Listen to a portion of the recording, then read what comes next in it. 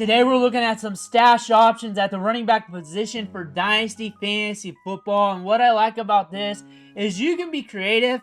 You can get some of your guys here on the cheap, hanging out on the back end of your roster. You can work some strategy too, manipulate these guys for picks throughout the season or however you want to do it. But I like talking stashes because I like going deep down the list. Looking at these players, looking at their values, and looking at what we want to do. Let me know who's your stashes down in the comments below. But you need to click that subscribe button right now because we're talking about these players every single day. We're helping you build your dynasty teams. We're looking at these rookies for your rookie drafts every day. Click that button, stop missing out. We're looking at our first stash at the running back position. I got a new guy for you. I got some options for you with this guy as we talk around him. Roschon Johnson.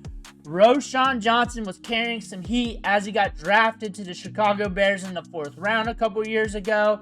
Now we're seeing him not get too much opportunity in the offense. However, he gets it in spurts. He gets work in the passing game. Per keep trade cut, per ADP, he's holding like RB5-ish value, RB50 in their rankings.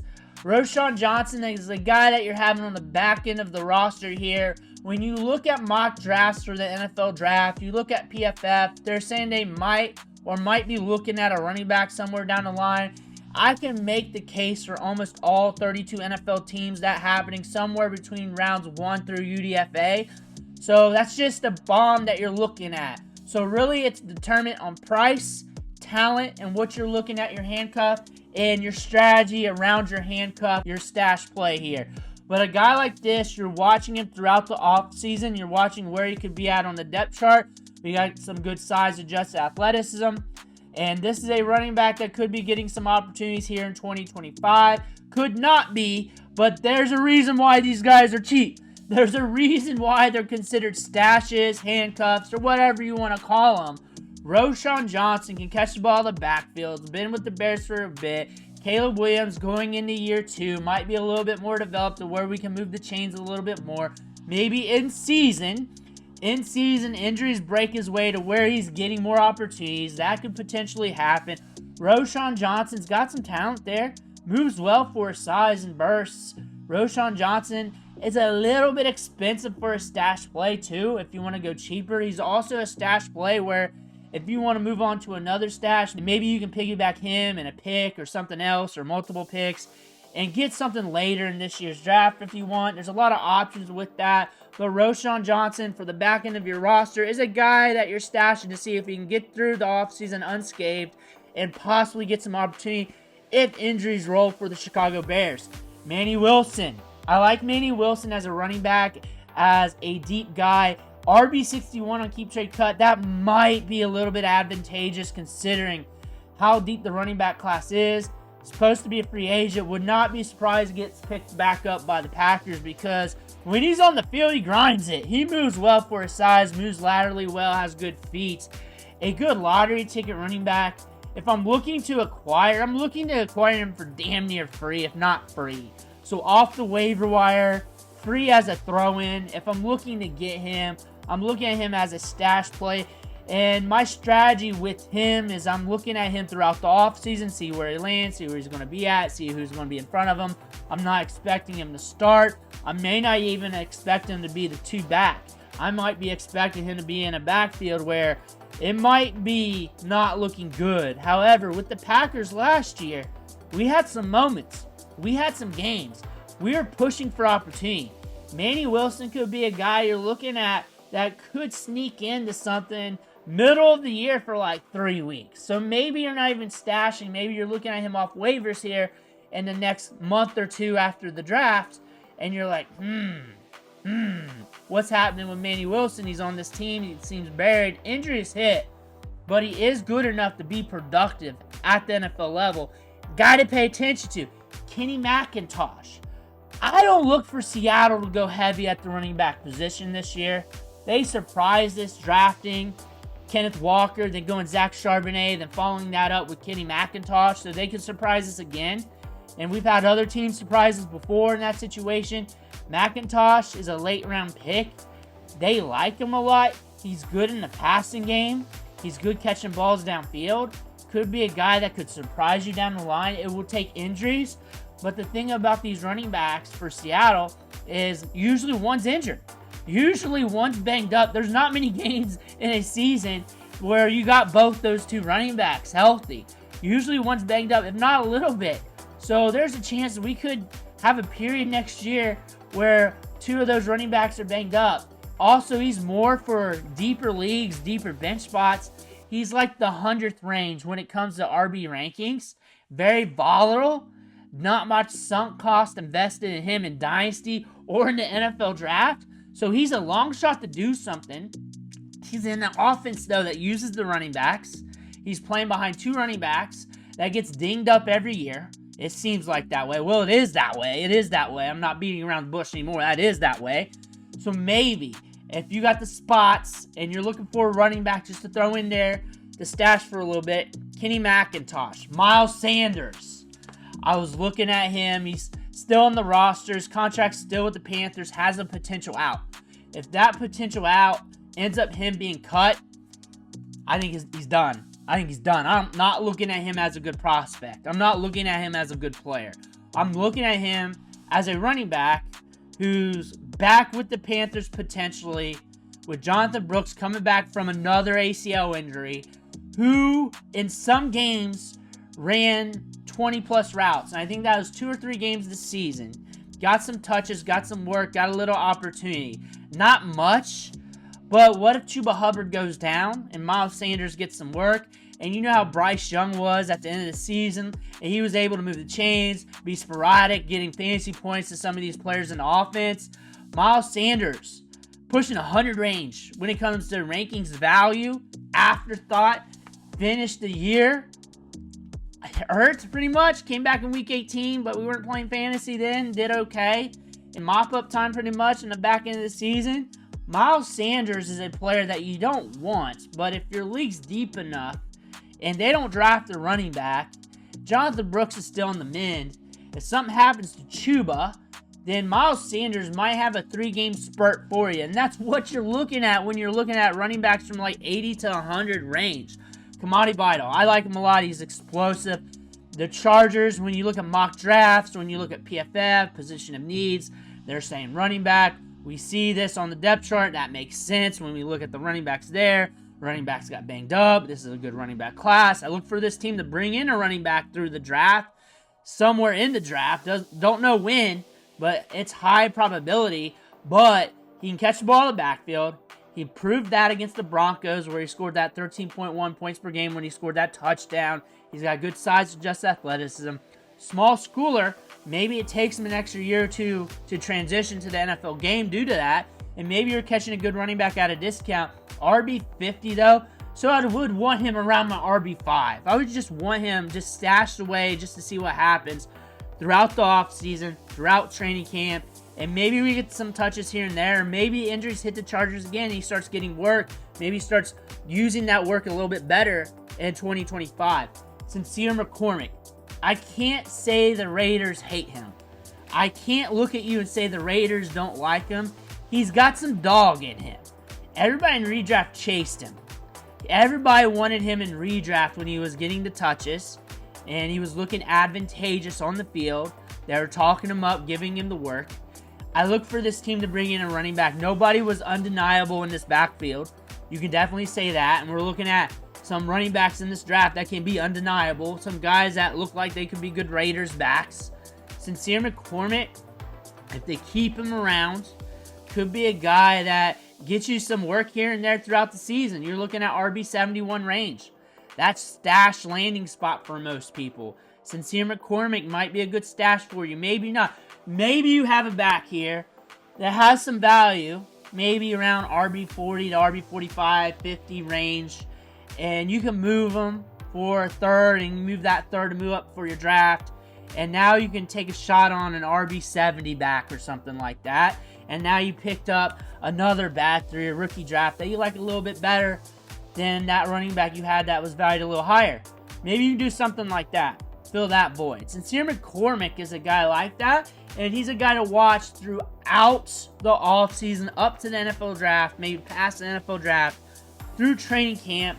And maybe we get to end season We're still around, and we're seeing if he can get the opportunity, if injuries hits, to see touches again. Maybe that happens. Israel Abanikanda. So this is a running back prospect that got a lot of hype during the draft. Very productive at hits. Got hype when he went to the 49ers, especially when the injuries hit there. Had hype at the Jets. He had a good run in training camp one time that blew up social media. Never got the opportunity. They just kept bringing in running backs. But that's a narrative we can sell. Maybe he's just not good enough. Maybe he's good enough to be a backup and maybe not good enough for us in fantasy. However, most of these guys in this range are. So the thing is, when I'm watching about Izzy Abanikanda, where or if he signs, what's the chances on the depth charts? Can we not get annihilated by the drafts? Are we kicking around training camp? Where are we kicking around training camp? If we're asking those questions, RB78 is a little bit expensive, but it really depends on how deep your rosters are. RB78 might mean nothing. He's on waivers too. And if you got a spot, you may want to hold on to that just in case we're on a depth chart. Say the starting running back has an injury history. Say the RB2 is nothing to get excited about. He's RB4-ish on the depth chart right now, and you're seeing what happens in training camp. Maybe you want to. Maybe you want to. Maybe not. Maybe not Zach Moss either. But Zach Moss is a grinder running back who's come back from an injury that could impact him going into 2025. Chase Brown's the guy. I like Chase Brown. And maybe you cuff Chase Brown with Zach Moss. RB62 right now, so an afterthought, but had a lot of hype going into the season. We're not predicting him to do anything.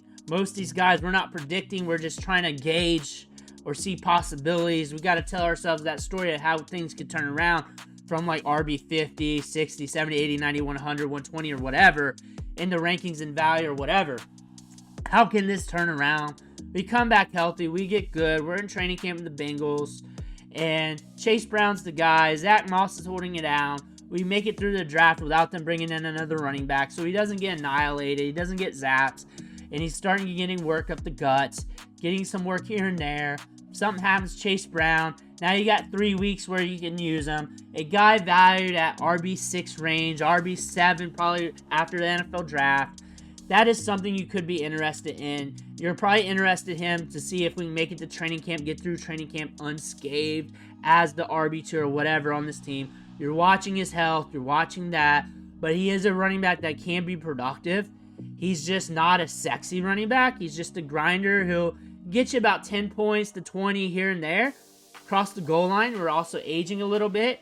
But he's also a very dependable running back that teams want. Good in blitz pickup. Will run the plays how they're designed, make the right steps in the backfield, not mess things up. So he'll get opportunities as long as he's healthy on the field until they say, hey, can't do it anymore. We're done with you. Zach Moss, something to pay attention to. Will Shipley, we've been talking about him. I might have to just stop talking about him because I've been talking about him too much. On Philly, Philly can move the ball. Saquon Barkley's got an injury history to him. We've been good this year, but it's the running back position still. Injuries happen, and we should see injuries increase to the average next year. It was very down last year from Halloween time to Thanksgiving. Then we saw a little bit of a kickback after that. We had a little bit in the start of the season, but it was still very low compared to previous years. So maybe we see more injuries in 2025 or 2026 even. Maybe it goes down another year before it starts going back up to average. Will Shipley, very talented, good at Clemson, big-time recruit coming out of high school. Catch the ball in the backfield. Wasn't used in that degree in college, but he was used in the slot a lot in high school. Also has decent athleticism. He can grind it between the tackles, be used in the passing game. All phases you can use Will Shipley. He can pop a little bit on the field at RB61. I don't see him liquid in trade, but if I got him, I'm interested at him as a handcuff on my team. Austin Eckler, I talked about him a bit ago. RB56, more like a handcuff than a stash, but if you got him, he's turning into a stash right now due to age and injury history right now. And consistent production is like so-so. Like we're hitting double digit PPR-wise week to week, so good enough to get you by.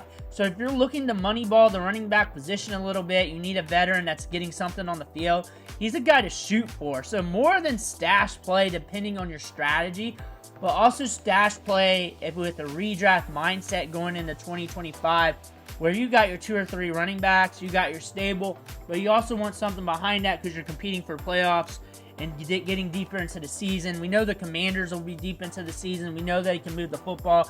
If he's healthy in the back end of the season, how he catches the ball out of the backfield, how explosive he can be, maybe he has a run of games. He's proven to have a run of games with the Commanders. He's proven, even with Brian Robinson, to be a little bit steady on the bottom end. Let's just say that. RB3 range, low-end RB2 range in production. 10 to like 13 points per game in those realms. Maybe you can get that in a pinch if you need it. Or something happens with Brian Robinson. He gets banged up too. All these running backs on the Commanders, they do take time getting banged up throughout the season. We noticed that last year. Maybe you like them as a stash. Maybe more for win-now teams instead of rebuilding teams. But again, I talk circles and strategies because there's like multiple ways to play a player. There's not just one. There's not just one way to play a player. Sometimes, but still, you know what I'm talking about. Keaton Mitchell. Ultimate stash play.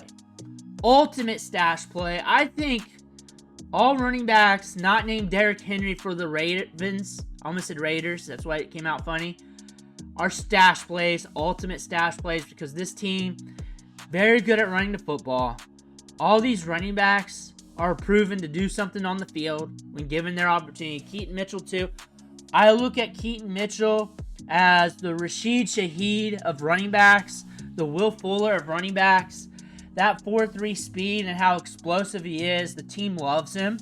That this year we're going to be more healthy from the injury, more ready to go.